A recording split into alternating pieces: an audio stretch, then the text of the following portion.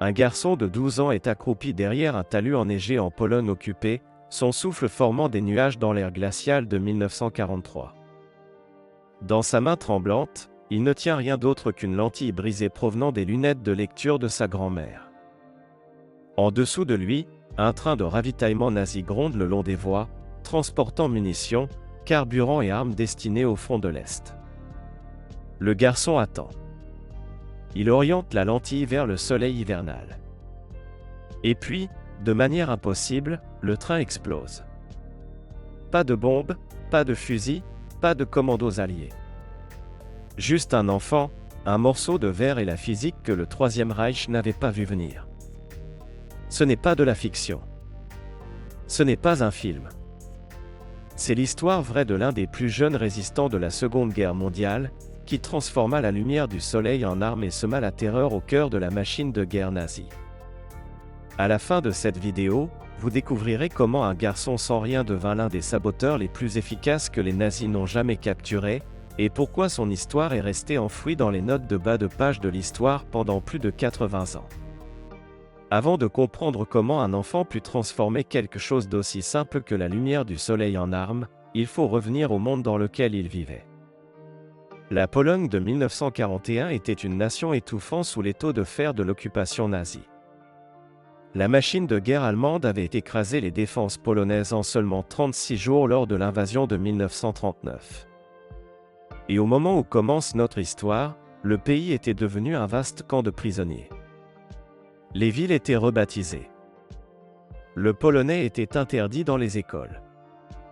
Des familles disparaissaient au milieu de la nuit. Les nazis n'occupaient pas seulement la Pologne. Ils tentaient de l'effacer. À la campagne, loin des regards vigilants du quartier général de la Gestapo à Varsovie, de petits villages s'accrochaient à la survie. C'étaient des communautés agricoles où tout le monde se connaissait, où la vie n'avait pas changé depuis des générations. Mais la guerre changea tout. Les jeunes hommes étaient emmenés pour du travail forcé dans les usines allemandes.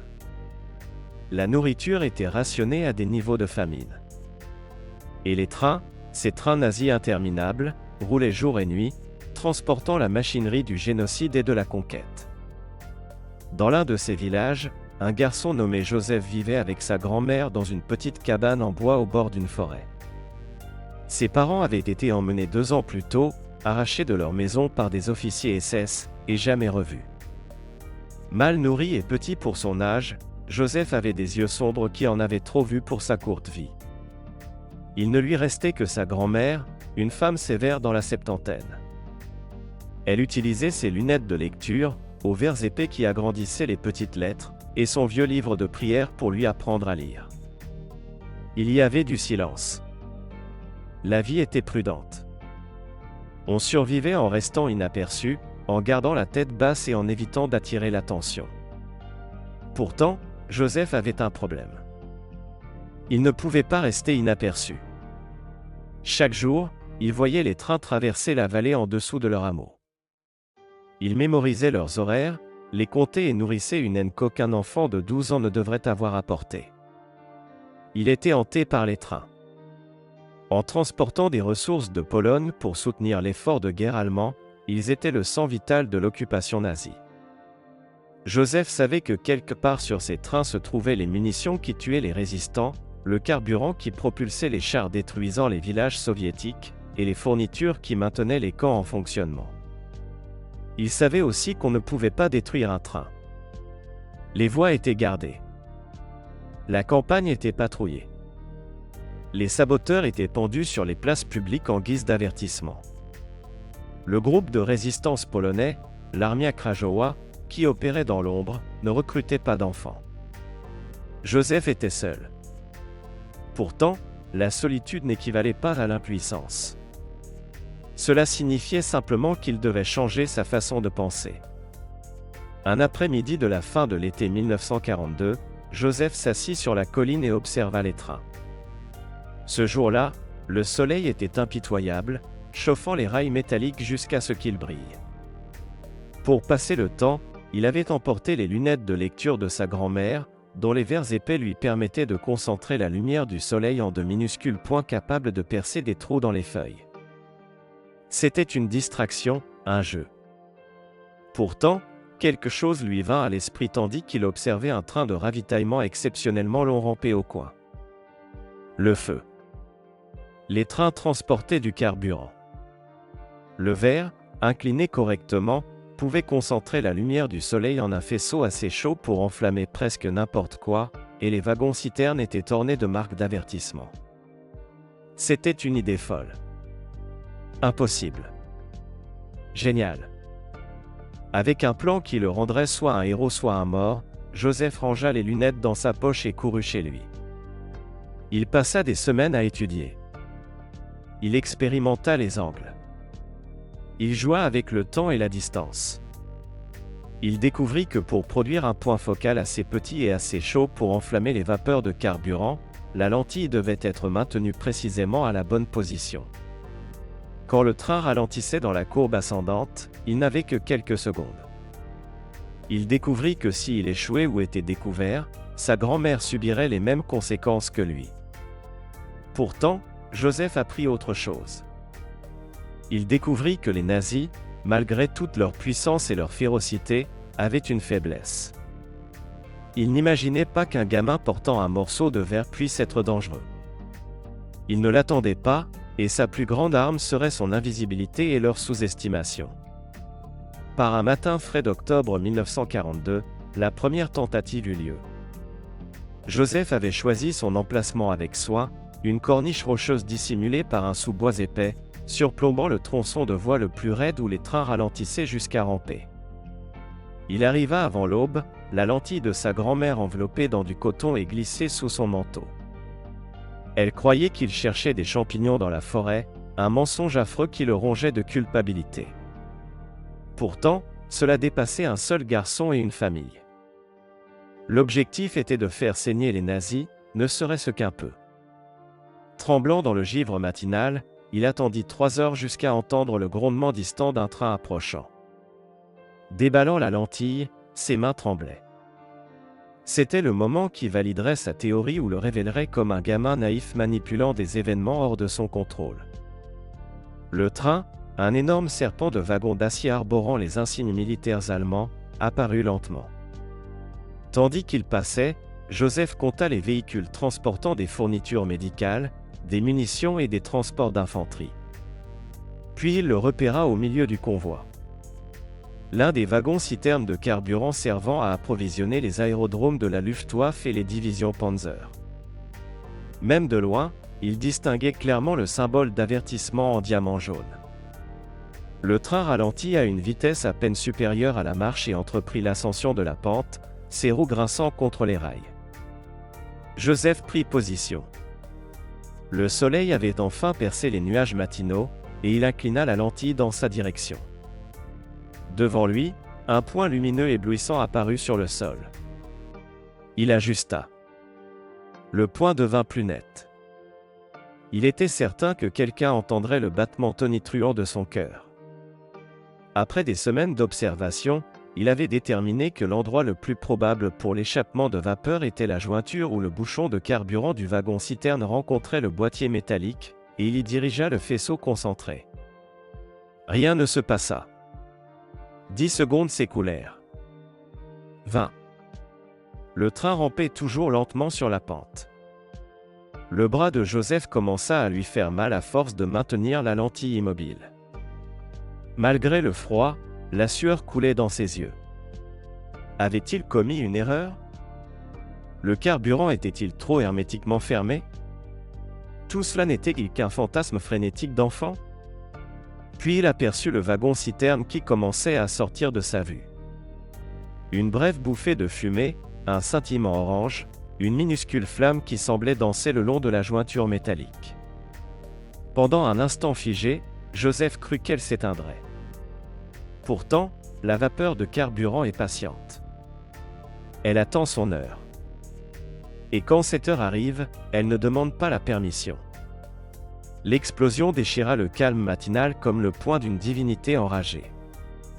Le wagon-citerne éclata en une immense boule de feu, tout le camion fut soulevé de ses roues et projeté latéralement sur le véhicule derrière lui. Tandis que le feu se propageait, D'autres explosions suivirent. Le ciel s'emplit de fumée noire. Les freins hurlèrent tandis que le train s'arrêtait brutalement. Joseph n'attendit pas plus. Saisissant la lentille, il la fourra dans son manteau et s'enfuit. Ses jambes martelaient le sous-bois de la forêt, les branches lacérant son visage et ses vêtements. Derrière lui, il entendit les ordres acerbes des officiers organisant une recherche, criant en allemand. Sa vision se brouilla, ses poumons brûlaient.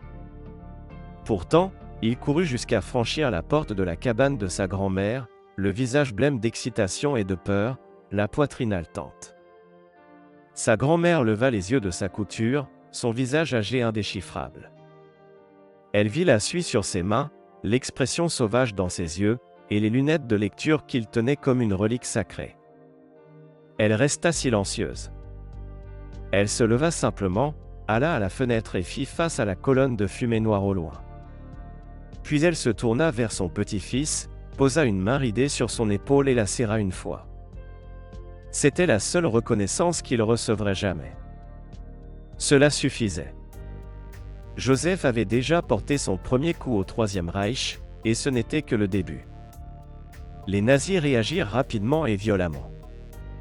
Dans les heures suivant l'explosion, des unités essaient d'envahir les villages voisins comme des sauterelles.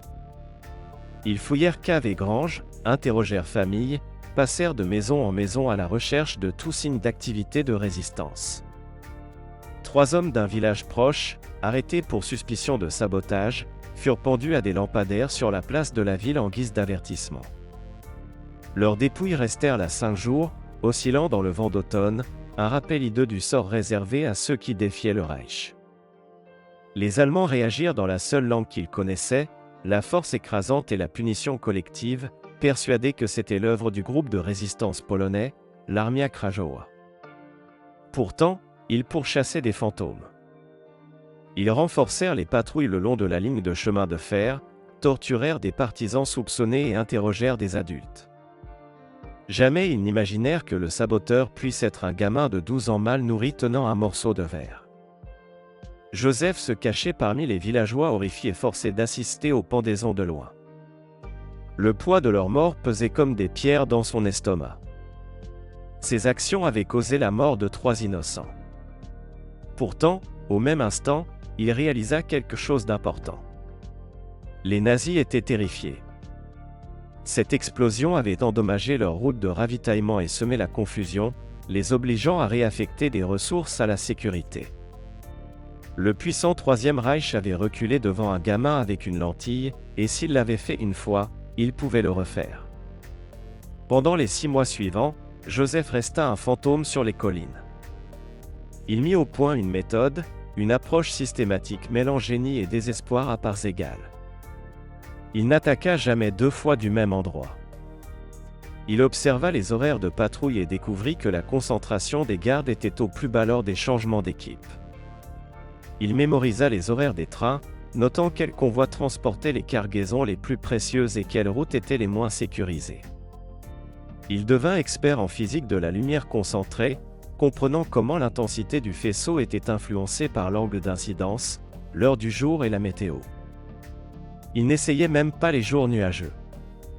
Par temps clair et ensoleillé, il pouvait enflammer les vapeurs d'essence en moins de 30 secondes.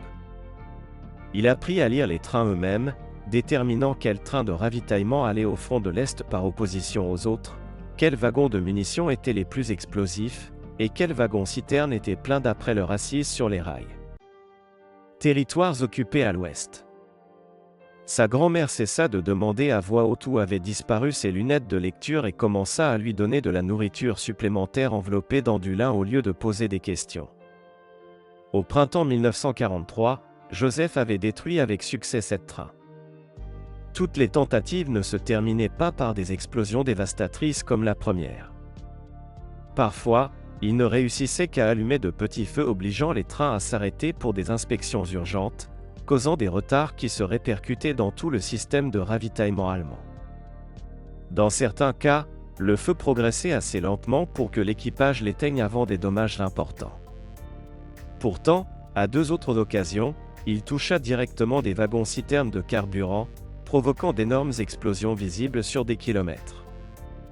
Chaque victoire le rendait plus audacieux. Chaque victoire augmentait aussi le risque. Les Allemands savaient que leur ligne de ravitaillement dans cette zone précise était ciblée. Les patrouilles furent triplées. Ils installèrent des nids de mitrailleuses sur des segments de voies importants. Pour attirer les saboteurs, ils commencèrent à faire circuler des trains factices. Cela devint l'un des segments de chemin de fer les plus strictement gardés de la Pologne occupée. Et les attaques persistèrent. Les trains continuèrent à brûler. Parmi les Allemands, des rumeurs de fantômes, de voix maudites et de rétribution divine pour leurs transgressions se mirent à circuler. La vérité était trop ridicule pour être envisagée, alors ils ne la soupçonnèrent jamais. Pourtant, Joseph savait qu'il en faisait trop. Chaque expédition le rapprochait de la découverte. À chaque fois qu'il se positionnait sur ces collines, il risquait non seulement sa vie mais aussi celle de sa grand-mère. L'hiver touchait à sa fin, apportant des jours plus longs avec plus d'heures de soleil, mais aussi moins de couverts dans les forêts car les feuilles n'avaient pas encore repoussé sur les arbres. Les marges se resserraient, les patrouilles couvraient plus de terrain, les gardes devenaient plus vigilants. Ils devaient être plus intelligents. Ils devaient changer de stratégie. Il commença donc à chercher de nouveaux sites plus éloignés de son hameau, où un petit enfant voyageant seul paraîtrait moins suspect. Il se mit à transporter la lentille de diverses manières, parfois cousue dans la doublure de son manteau, d'autres fois cachée dans un livret vidé. Il inventa des excuses pour être à la campagne, comme transporter des messages entre fermes, inspecter des pièges à lapins ou faire de la cueillette.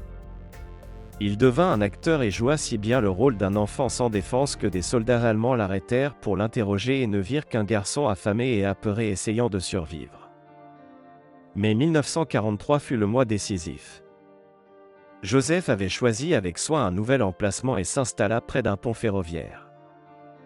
Le train approchant n'était pas comme les autres. Il était bien gardé, avec des soldats armés sur des wagons plats à l'avant et à l'arrière. Il n'avait jamais vu le symbole unique sur les wagons-citernes au milieu du convoi. Il découvrirait plus tard qu'il s'agissait d'une cargaison de carburant hautement prioritaire destinée à une offensive allemande majeure sur le front de l'Est. Mais à ce moment, il ne comprenait que ce train était important. Il le sentait. Les gardes étaient vigilants et agités, scrutant les lignes d'arbres avec des jumelles. Joseph attendit que le train commence à traverser le pont, moment où l'attention des gardes se porta sur la structure elle-même, guettant d'éventuelles bombes ou sabotages structurels. C'est alors qu'il agit. Il resta immobile tandis qu'il inclinait la lentille et établissait son point focal. Le faisceau concentré de lumière solaire trouva sa cible sur le wagon-citerne de tête. Ce qui suivit changea tout. Joseph n'avait jamais produit une explosion pareille.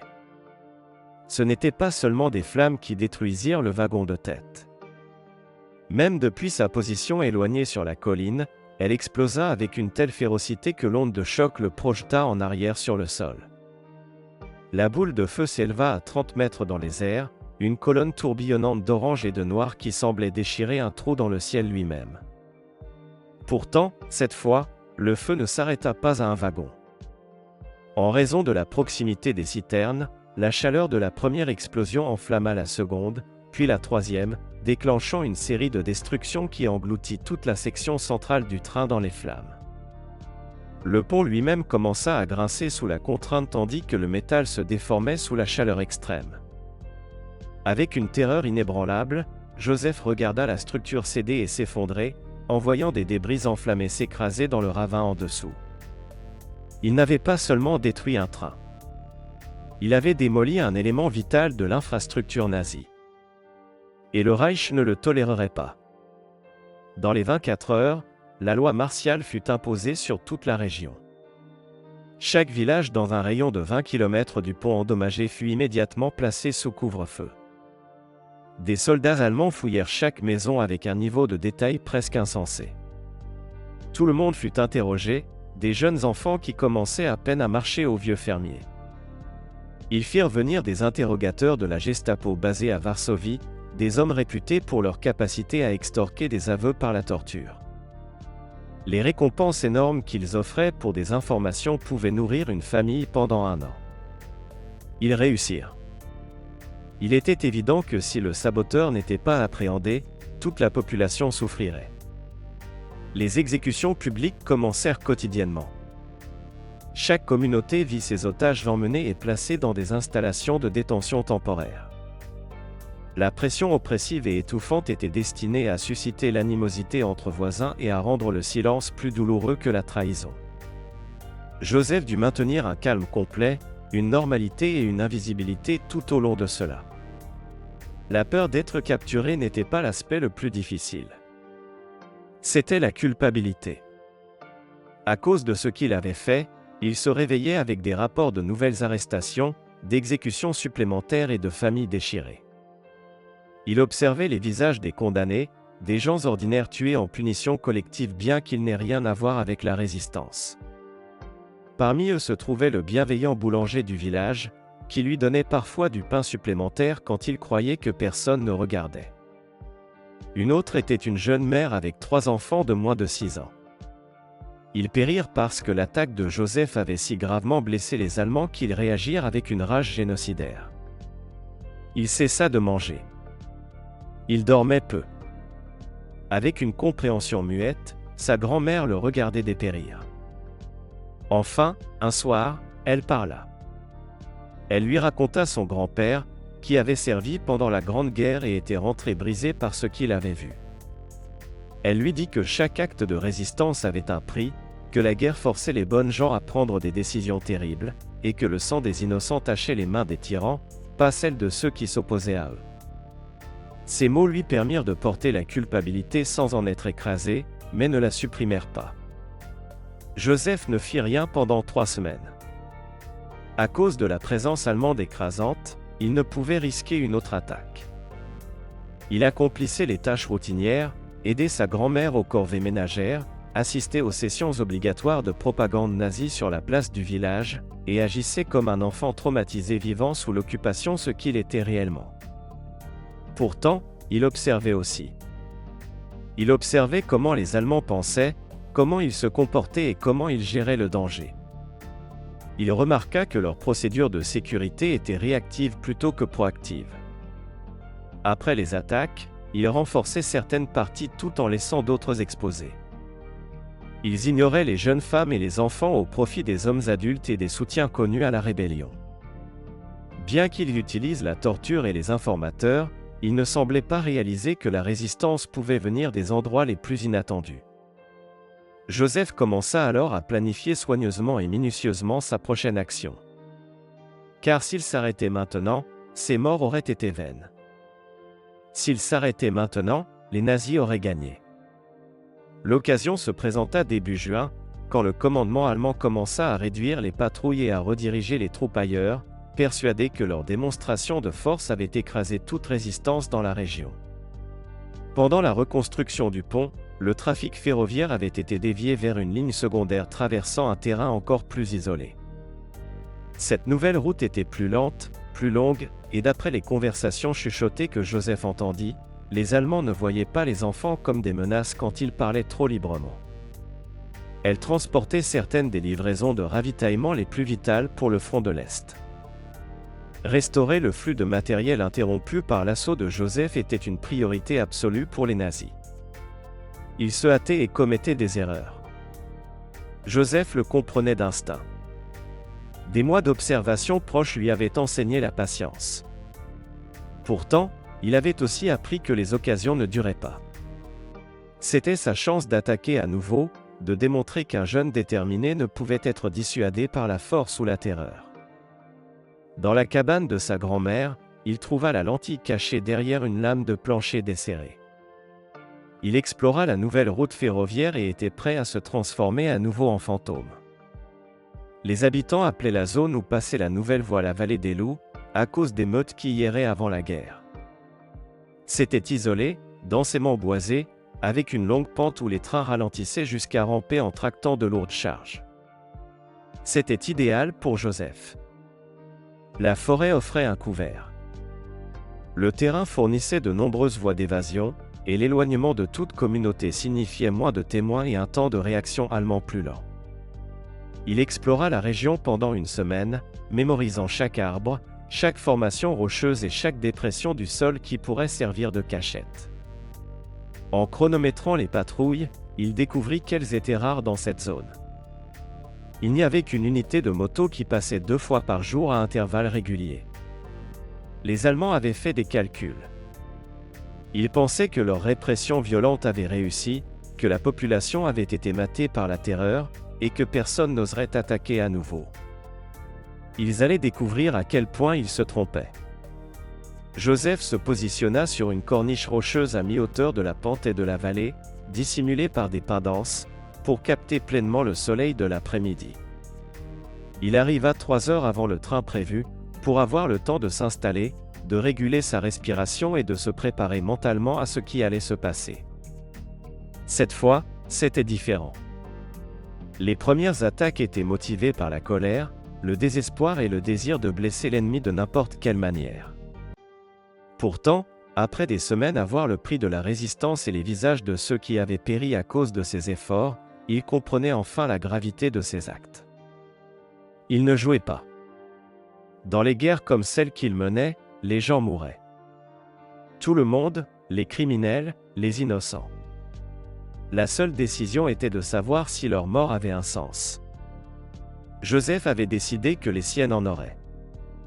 Même si cela lui coûtait tout, il tiendrait les nazis responsables de chaque kilomètre de territoire polonais qu'ils avaient pris, de chaque famille qu'ils avaient dévastée, et de chaque vie qu'ils avaient prise. Le train, un long convoi de wagons de fret marqués de la Wehrmacht, arriva pile à l'heure.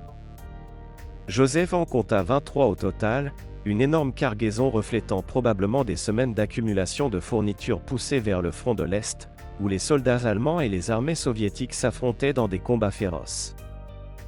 Il scruta à travers les interstices des branches tandis qu'il entreprenait l'ascension, le moteur luttant contre la pente, de la fumée noire jaillissant de la cheminée de la locomotive.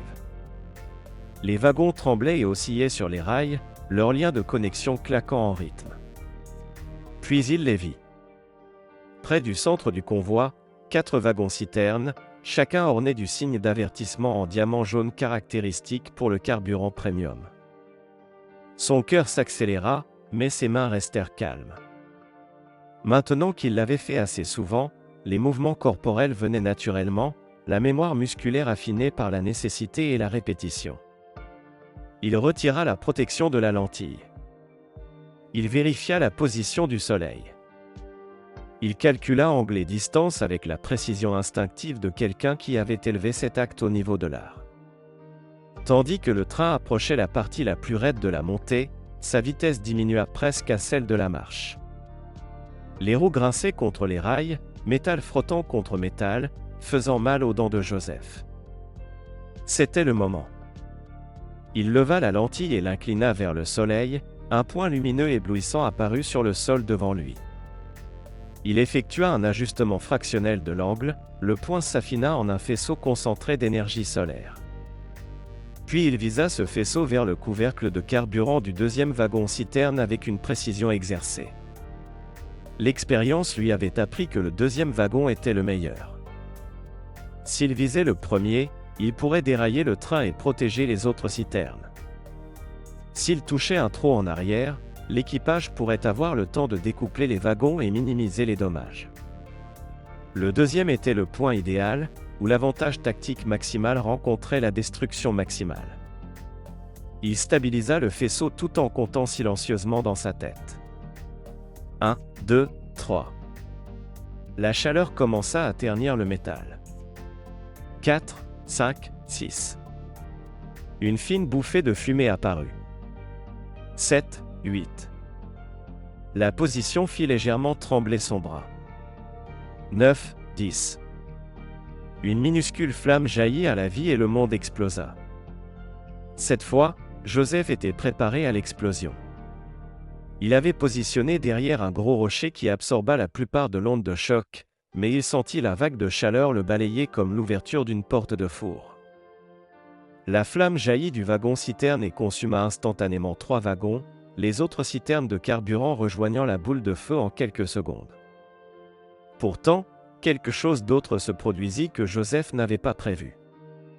À cause de la chaleur extrême, l'un des wagons de fret explosa avec un son différent, un craquement plus dur suivi de plusieurs détonations secondaires.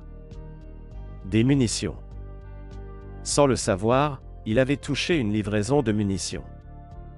La combinaison du feu d'essence et des munitions explosives transforma le train en une scène infernale. Des wagons furent soulevés des rails et projetés latéralement. La locomotive tenta vaillamment de s'éloigner du feu mais perdit l'adhérence et commença à glisser en arrière sur la pente. Des soldats dans les wagons de garde sautèrent pour échapper aux flammes et roulèrent sur les talus. La fumée enveloppa toute la vallée, Joseph ne voyait pas à 50 mètres dans aucune direction. Et comme le fantôme que les Allemands le croyaient être, il disparut dans cette fumée. Au-delà de la dévastation immédiate, les retombées de l'attaque de la vallée des loups provoquèrent des ondes de choc. Ce n'était plus une nuisance locale contrôlable par plus de patrouilles et quelques exécutions publiques. C'était un problème stratégique auquel les plus hauts échelons du commandement allemand en Pologne occupée devaient prêter attention. Le train endommagé transportait des stocks de munitions et des réserves vitales de carburant pour le groupe d'armées centre, engagé dans d'intenses actions défensives face à une offensive soviétique massive. Outre les dommages matériels, la perte causa une interruption majeure dans une logistique planifiée avec minutie. Des officiers de la Wehrmacht posèrent des questions inconfortables. Comment des résistants pouvaient-ils opérer si efficacement dans une zone apparemment pacifiée ? Comment les saboteurs évitaient-ils la détection malgré des mesures de sécurité étendues ? Le plus préoccupant, pourquoi les attaques semblaient-elles si bien planifiées, visant constamment les cargaisons les plus précieuses au moment les plus vulnérables? Leur réponse fut inévitablement brutale, mais toutes leurs hypothèses étaient erronées. Une équipe d'enquête spéciale de la Gestapo fut envoyée dans la région. Ces hommes étaient experts en tactique de contre-insurrection et avaient combattu des partisans dans d'autres territoires occupés. Leur sophistication surpassait celle des troupes SS locales. Ils interrogèrent les équipages de trains survivants, inspectèrent les débris pour des preuves médico-légales, enquêtèrent sur les trajectoires d'explosion et analysèrent les patterns d'attaque. Ils agissaient comme s'ils affrontaient un groupe de sabotage hautement qualifié, peut-être en collaboration avec des spécialistes en explosifs de la clandestinité polonaise ou même des forces spéciales alliées. Ils élaborèrent des hypothèses complexes sur la coordination avec le renseignement soviétique, les routes d'approvisionnement en explosifs et les réseaux de résistance. Ils créèrent un profil de leur adversaire, techniquement compétent, entraîné militairement, membre d'un groupe plus large recevant une aide extérieure. Leur profil était entièrement inexact en tout point. Pourtant, leur méthodologie était assez solide pour qu'ils frôlent dangereusement la réalité sans le savoir. Par exemple, ils notèrent que les attaques n'avaient lieu que par jour clair et ensoleillé, mais sans saisir le mécanisme, ils l'attribuèrent à des préoccupations de visibilité pour les observateurs. Comme ils n'imaginaient pas que la lumière elle-même puisse être l'arme, ils cherchaient des ombres mais n'en trouvaient pas. Depuis sa position d'invisibilité absolue, Joseph observait le déroulement de cette enquête. Il voyait des officiers de la Gestapo en longs manteaux de cuir traverser les communautés, établir des centres de commandement dans des maisons réquisitionnées et étaler des cartes sur des tables. Il les voyait interroger des enfants sur des activités suspectes, interviewer ses voisins et distribuer des récompenses qui augmentaient chaque semaine. Ils examinèrent même la colline d'où il avait lancé l'attaque de la vallée des loups, passant tout droit devant sa cachette sans remarquer les petites empreintes où ses genoux avaient pressé le sol. Ils cherchaient des signes d'explosifs, de déclencheurs d'explosions et d'infrastructures de sabotage conventionnelles. Le ciel n'était jamais dans leur viseur. Ils n'imaginaient pas que la patience et la lumière solaire concentrée puissent servir d'armes.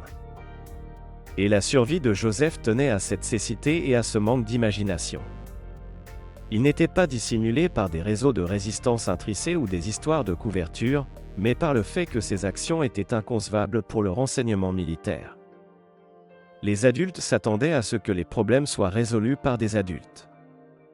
L'idée qu'un jeune puisse combattre efficacement la plus puissante machine militaire d'Europe sans entraînement, sans fourniture ni aide dépassait leur compréhension. Pourtant, la présence allemande croissante altéra complètement les opérations de Joseph.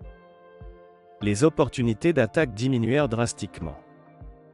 Les patrouilles devinrent erratiques, avec des horaires sporadiques destinés à surprendre les saboteurs. Pour éviter l'identification de patterns, les Allemands mirent en place des horaires ferroviaires alternatifs, avec des convois partant à des heures différentes chaque jour. Ils placèrent des observateurs le long des voies avec ordre de guetter toute activité suspecte et ajoutèrent de la sécurité au transport de haute valeur. Plus important encore, ils commencèrent à abattre arbres et sous-bois qui pourraient offrir un couvert aux saboteurs près du chemin de fer. L'environnement tactique dans lequel Joseph opérait était démoli de manière méthodique. Il comprit qu'il devrait changer à nouveau s'il voulait poursuivre son combat.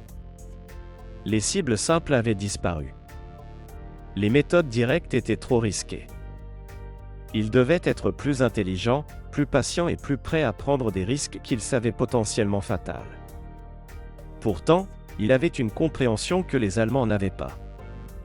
Leur sécurité renforcée prouvait que ces frappes étaient efficaces, qu'ils causaient vraiment des dommages, et que quelque part à Berlin, des officiers étaient réprimandés pour n'avoir pas livré les fournitures aux lignes de front. À cause d'un jeune avec une lentille, le Troisième Reich était forcé de concentrer ressources, attention et main-d'œuvre sur une zone reculée de Pologne qui aurait dû être totalement pacifiée. Cette connaissance renforça sa détermination. Quand l'été arriva enfin, il apporta de longues journées de soleil brillant, qui auraient dû être idéales pour les besoins de Joseph. Pourtant, chaque attaque possible devenait de plus en plus mortelle à cause des contre-mesures allemandes. Il observa simplement pendant des semaines, apprenant les nouvelles routes de patrouille et repérant des failles dans la sécurité améliorée. Il trouva un angle mort dans la pensée allemande. Leur priorité était de protéger les trains et les abords immédiats des voies, les sites élevés plus éloignés du chemin de fer recevaient moins d'attention. Ils croyaient que les saboteurs devaient être proches de leurs objectifs. Cette distance diminuait l'efficacité.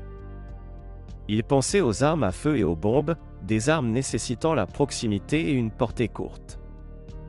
La lumière, qui pouvait voyager des centaines de mètres sans perdre sa force concentrée, ne leur venait pas à l'esprit. Joseph commença à chercher des emplacements plus éloignés qu'il n'avait jamais essayés, des positions où il pourrait opérer avec plus de marge de sécurité mais où le succès requérait des conditions idéales et une exécution impeccable. Il devenait une version plus avancée du guerrier de guérilla. Il se transformait en sniper, mais avec des munitions illimitées et le soleil pour arme. Par un après-midi étouffant de fin juillet 1943, eut lieu l'attaque qui consolida l'héritage de Joseph. Sa position était à environ 400 mètres des rails, une distance sans précédent impossible avec des techniques de sabotage traditionnelles. Le site était une formation rocheuse naturelle perchée au sommet d'une colline, offrant une vue claire sur une longue ligne droite tandis que les trains accéléraient après avoir négocié quelques courbes. Bien que les Allemands aient labouré la zone autour des voies, ils n'étaient pas allés si haut sur la pente. Ils avaient raison pour toutes les armes sauf celles que portait Joseph, supposant qu'une telle distance rendait la position inutilisable pour le sabotage.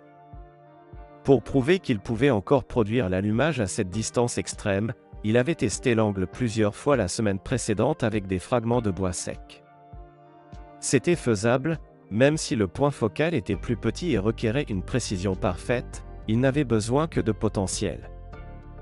Il n'avait jamais tenté un convoi aussi lourdement gardé que le train qu'il visait ce jour-là. D'après des informations parvenues via le réseau de chuchotement du village, cette cargaison transportait de l'essence aviation de haute qualité destinée aux bases de la Luftwaffe soutenant les opérations sur le front de l'Est. Les Allemands savaient que ce colis était précieux et avaient pris des précautions particulières. Chaque troisième wagon avait un garde armé. Au-dessus, un avion de reconnaissance effectuait des vols de surveillance. 2 heures avant le passage prévu du train, des patrouilles à moto balayèrent la zone, mais toutes leurs procédures de sécurité reposaient sur l'idée que la menace viendrait des ombres, de près et du sol. Ils ne jetèrent jamais un regard vers le sommet lointain de la colline où un gamin maigre de 12 ans gisait immobile parmi les rochers, attendant patiemment comme un prédateur tandis que la lentille de lecture de sa grand-mère capturait des éclats de soleil. Joseph avait découvert que rester immobile et laisser l'alerte de l'ennemi s'usiner elle-même, tandis qu'il restait une statue de pierre et de résolution, était tout aussi important pour sa survie que de frapper fort. Le grondement distant, que Joseph avait appris à identifier par vibration avant le son, signala l'approche du train, le rendant une ligne sombre contre la brume estivale. Il nota comment il négociait les courbes, comment les gardes scannaient les zones défrichées près des rails, et comment leur langage corporel passait d'une haute alerte à la détente tandis qu'ils traversaient sans encombre les zones dangereuses. C'était la mentalité qu'il exploitait. Les forces de sécurité ne pouvaient rester en haute alerte indéfiniment. Il y avait toujours un point où la confiance remplaçait la prudence, où l'absence de danger devenait son propre déguisement. Les gardes semblèrent se détendre tandis que le train atteignait la ligne droite et commençait à accélérer. Certains allumèrent des cigarettes, d'autres se tournèrent vers l'intérieur, engageant des conversations avec d'autres soldats. Ils avaient passé le point faible. Maintenant, ils étaient en sécurité. Du moins le pensait-il. Joseph éleva la lentille avec précaution, se déplaçant si lentement que même un observateur d'oiseaux n'aurait pas trouvé le geste dangereux. Il trouva le soleil à son point le plus brillant dans le ciel clair et commença la tâche délicate d'utiliser la physique pour commettre un meurtre. À 400 mètres, il n'y avait pas de marge d'erreur. Le plus petit tremblement de sa main disperserait le point focal sur des mètres d'espace vide. En un instant, le vent, insignifiant tout le matin, pourrait dévier le faisceau.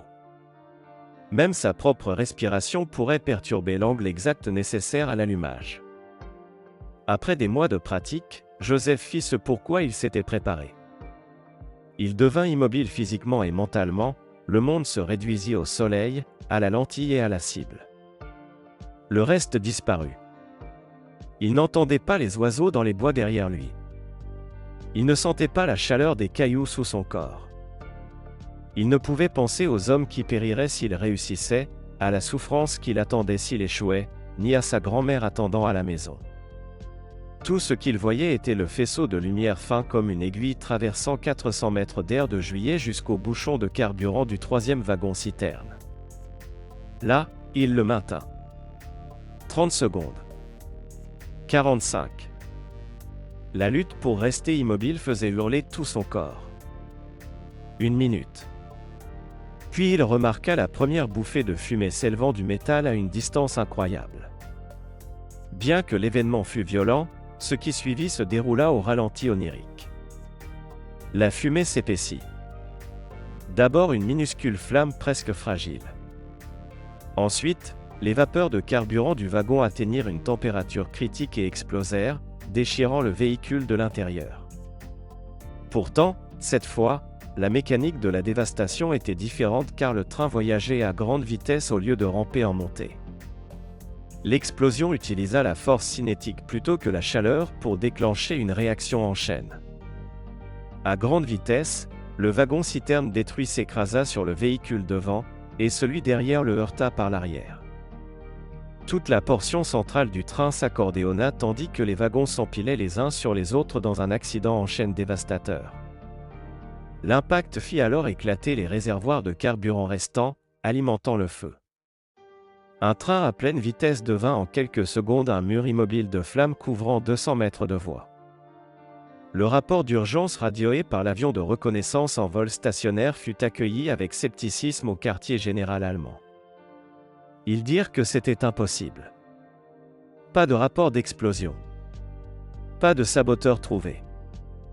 Au milieu d'une ligne droite claire avec une visibilité parfaite, le train avait simplement pris feu. Que ce soit possible ou non, les escadrons de la Luftwaffe dépendant des 30 000 litres d'essence aviation brûlant dans un champ polonais restaient cloués au sol tandis que les appareils soviétiques dominaient le ciel. Après avoir observé la fumée s'élever, Joseph enveloppa soigneusement sa lentille et entreprit le long chemin du retour. Il venait de sauver des vies qu'il ne connaîtrait jamais, d'altérer le cours de bataille qu'il ne verrait jamais, et de démontrer que même la plus petite opposition pouvait frapper au cœur de l'oppression.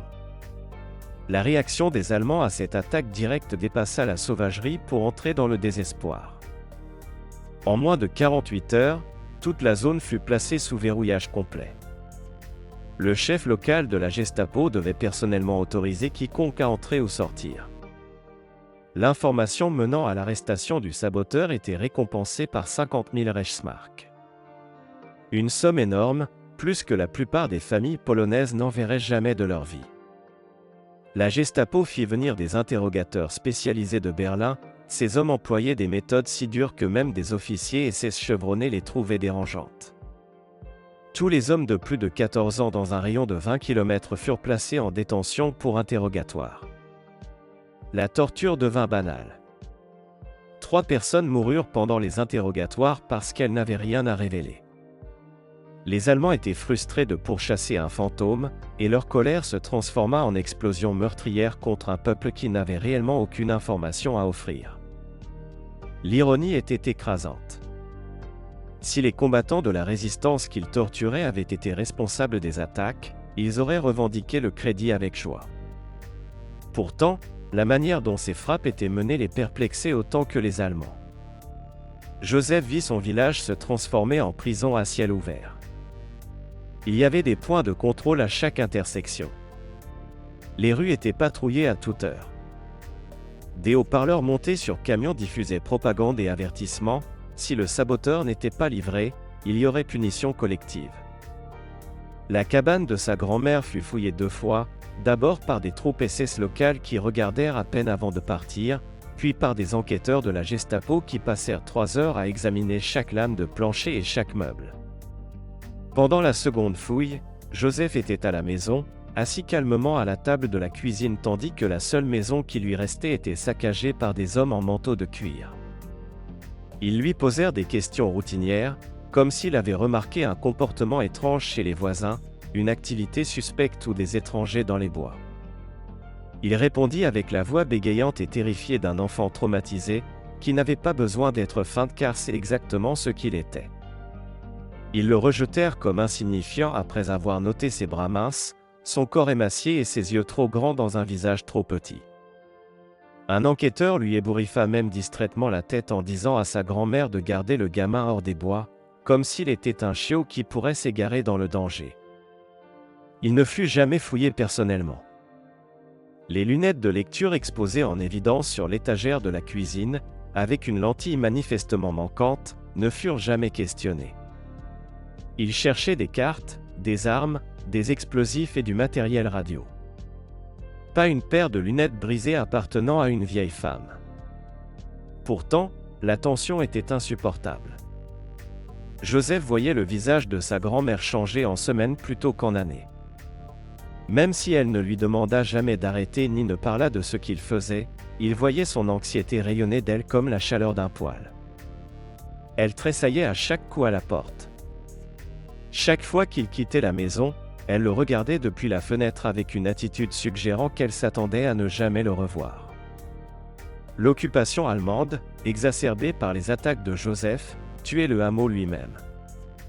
En punition collective, les rations alimentaires furent réduites au point de la famine. Les passages à tabac public pour de petites infractions devinrent courants. Après la fermeture de l'école transformée en centre de détention, des suspects disparaissaient pendant des jours pour réapparaître endommagés ou pas du tout. Joseph réalisa avec une clarté déchirante que son propre peuple était tué dans sa lutte contre les nazis. Les calculs étaient indiscutables, même si ce n'était pas directement de sa main. Chaque train qu'il détruisait déclenchait une réaction causant des victimes polonaises. Pourtant, s'il s'arrêtait, les Allemands considéreraient cela comme une victoire.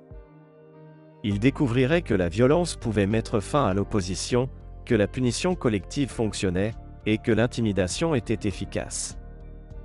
Le message qu'ils transmettraient à d'autres villages, d'autres territoires occupés, et d'autres enfants qui pourraient songer à riposter. Il n'y avait pas de solution au calcul moral. Joseph avait maintenant 13 ans, son anniversaire était passé sans fanfare ni reconnaissance, et il réfléchissait à des questions que des philosophes et des éthiciens militaires trouvaient difficiles à résoudre. Si la résistance entraînait des représailles contre des innocents, était-elle justifiée? Si la soumission signifiait survivre, était-elle moralement acceptable? La fin de l'occupation nazie pouvait-elle jamais justifier les moyens si ceux-ci impliquaient la souffrance des mêmes personnes qu'il tentait de sauver? Ce n'étaient pas des questions hypothétiques débattues dans un cadre universitaire confortable. Joseph y faisait face chaque jour dans des situations de vie ou de mort. Il voyait les visages de ceux punis pour ce qu'il avait fait. Il connaissait leurs noms. Dans ses cauchemars, il entendait leurs cris. Pourtant, chaque fois qu'il portait cette lentille au soleil, il décidait que la résistance était plus importante que la sécurité. Que combattre la tyrannie valait la perte de vies innocentes. S'il vivait assez longtemps pour avoir un reste de vie, cette décision le hanterait jusqu'à la fin de ses jours. À la fin d'août 1943, Joseph était devenu une figure unique et dangereuse en Pologne occupée. Sans l'aide d'aucun groupe de résistance organisé, il était un opérateur solitaire avec un bilan d'attaque réussi contre l'infrastructure allemande. Il utilisait des techniques totalement ignorées par le renseignement ennemi et maintenait une sécurité opérationnelle parfaite face à un examen intense. Dans le jargon militaire d'aujourd'hui, il serait classé comme un insurgé très réussi menant une guerre asymétrique avec des armes artisanales.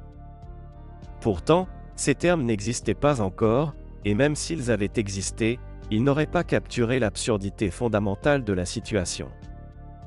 Il était un enfant affamé, apeuré et terrifié qui aurait dû jouer, étudier l'arithmétique et ne se soucier de rien de plus important que les amitiés d'enfance. Au lieu de cela, il combattait seul le Troisième Reich, gagnant plus souvent qu'il ne perdait, et payant un coût psychique qu'aucun thérapeute ne pourrait jamais vraiment soigner. Les Allemands pourchassaient un fantôme.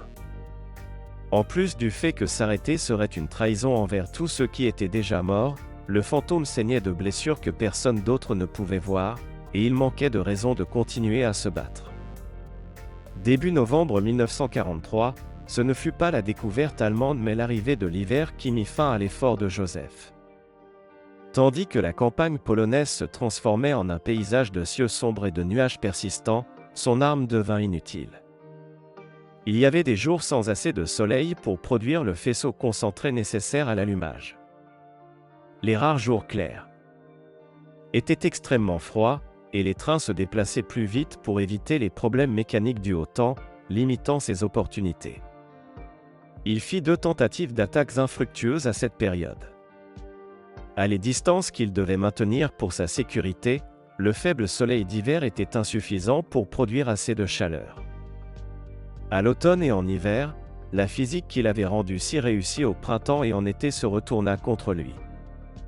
Ce ne furent pas des tactiques ou un renseignement allemand supérieur qui le vainquirent. Ce fut la rotation de la Terre et la météo qui l'emportèrent.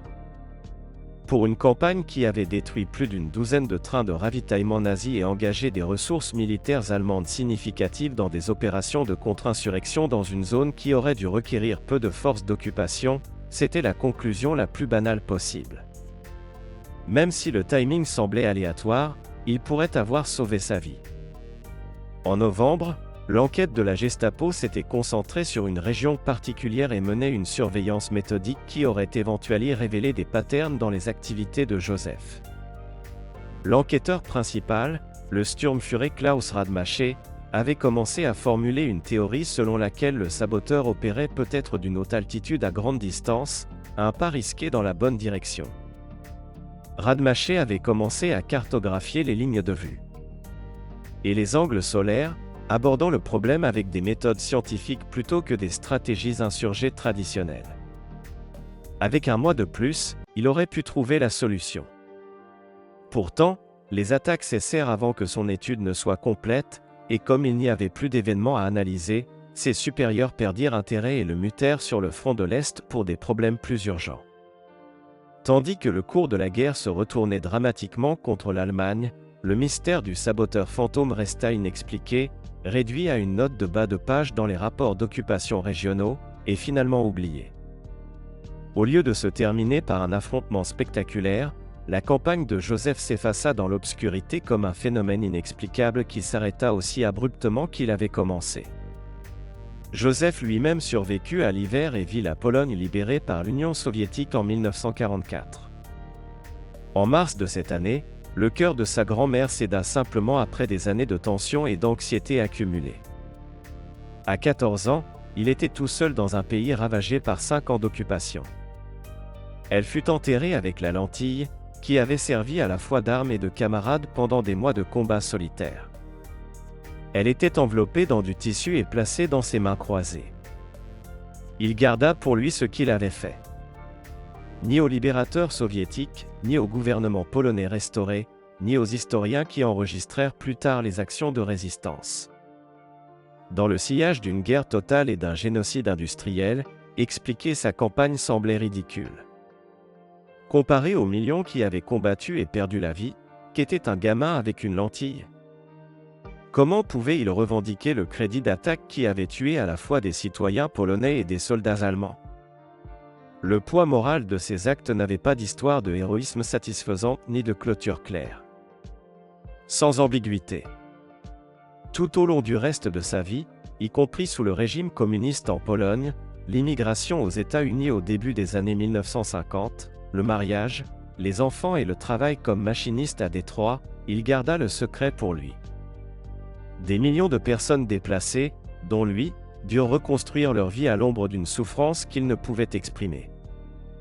Il ne partagea son expérience qu'une fois, en 1987. À 60 ans, mourant d'un cancer du poumon dans un hôpital pour vétérans, un jeune étudiant polono-américain l'interviewa pour un projet de thèse sur les histoires orales de résistants de la Seconde Guerre mondiale.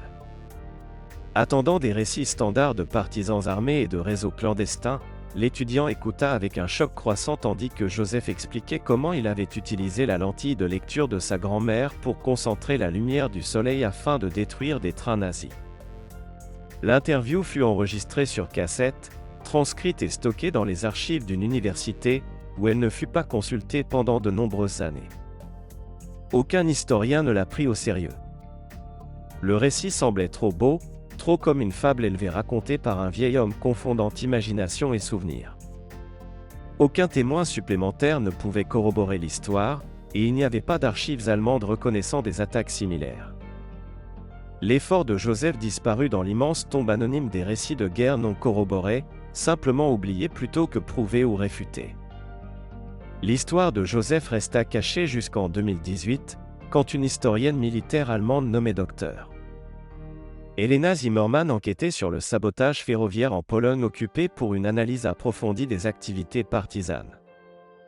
En fouillant des fichiers logistiques de la Wehrmacht précédemment classifiés au bas de ses archives, elle tomba sur plusieurs rapports d'incidents de l'été et de l'automne 1943 détaillant des brûlures mystérieuses sur des trains de ravitaillement en carburant dans une zone particulière de la Pologne occupée.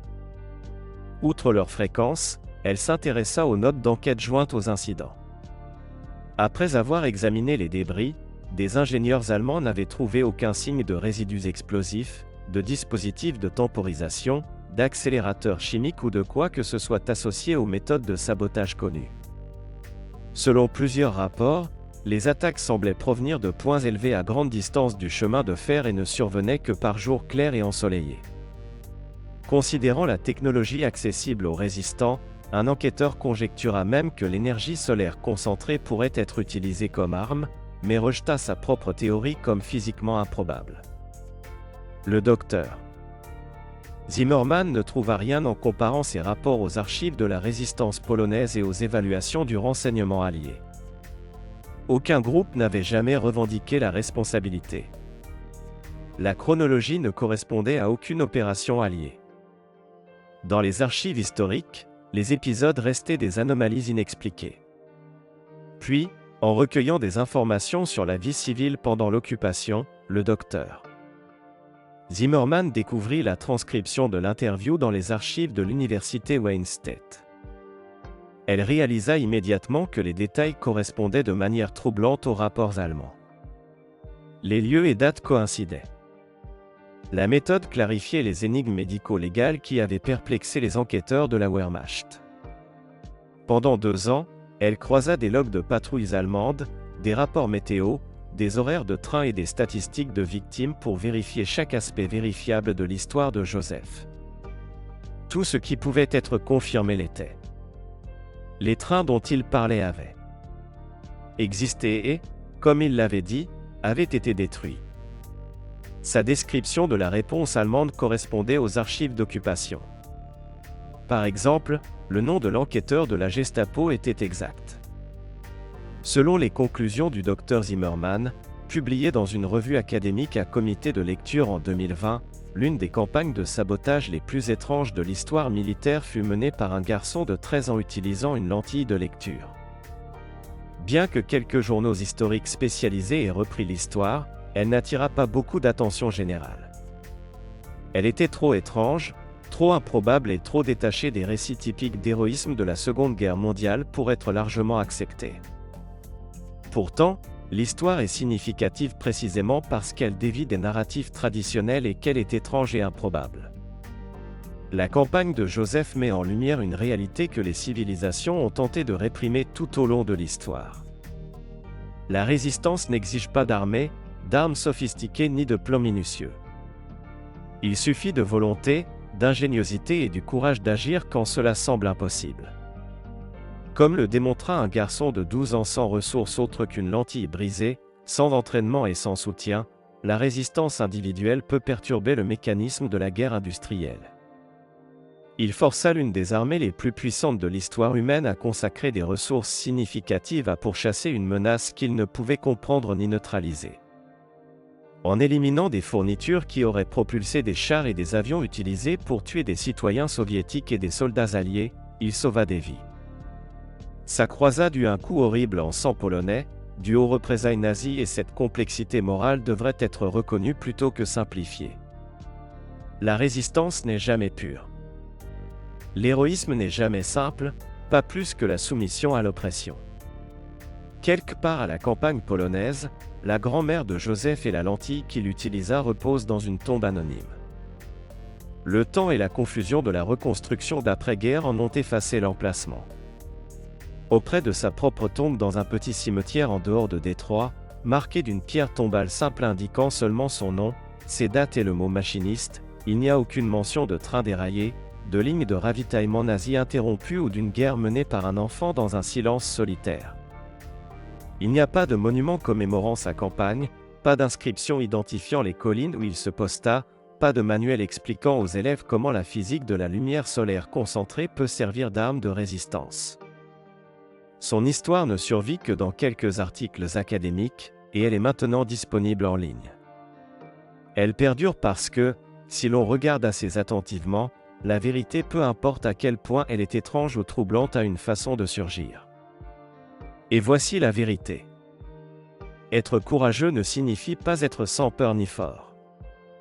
Le courage, c'est un enfant de 13 ans décidant que se soumettre au mal est pire que la possibilité de mourir, et agissant pour démontrer que même la plus petite lumière, dirigée correctement, peut éteindre les ténèbres. On ne vous a jamais raconté cette histoire. C'était une histoire presque perdue. C'est pourquoi, 8 décennies plus tard, nous nous souvenons encore du nom de Joseph et de l'arme qui n'était rien d'autre que la force du soleil et les lunettes brisées de sa grand-mère.